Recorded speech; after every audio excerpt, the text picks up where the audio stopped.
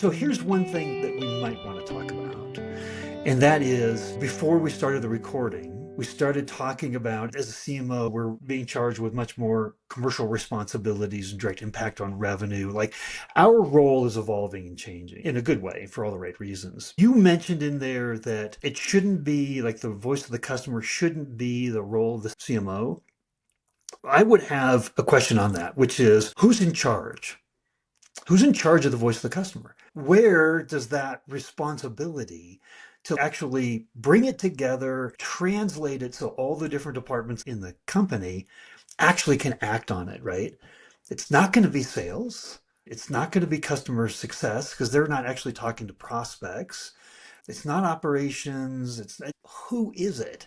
Well, it does fall to marketing. And I think that is where my role has evolved as well. You start as a chief marketing officer, but then over time you end up owning the client because we are owning those 70 to 80% of the touch points beforehand. We probably know now with data, we know more about the client. And that's a difficult message for salespeople to take in.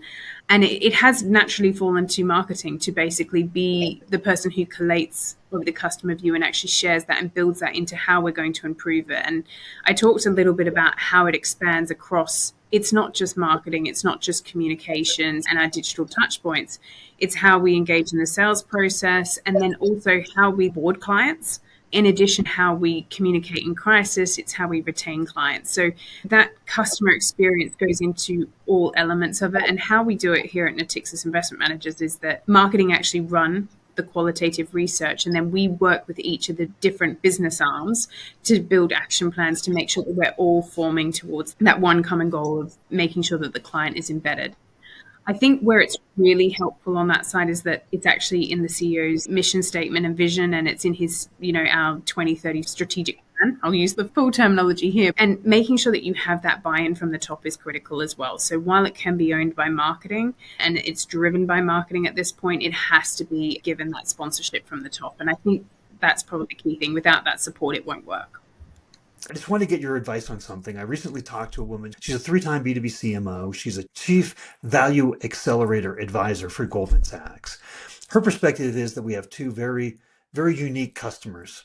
We have our external customers, but we have our internal customers, all the other departments that need to learn from that voice of a customer. So her perspective is that marketing's role is really spearheading, understanding the voice of the customer. And then the translation of that is the service that we need to do internally to all the different organizations. That we're like a voice of a customer as a service to all the rest of the departments internally.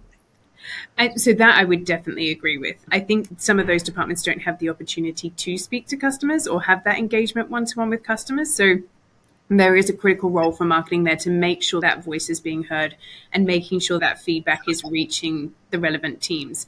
And I think within our role at Natixis Investment Managers looking after CX, our role is to actually build that action plan with the departments to make sure that you say, look, this is what the customer said, this feedback, how do we want to progress it? And then here's the action plan. And then taking that to the board and getting the CEO sign off on that. So it's really about having that top down engagement, but also sharing it with the rest of the business to make sure everyone's moving to accelerate in the right direction.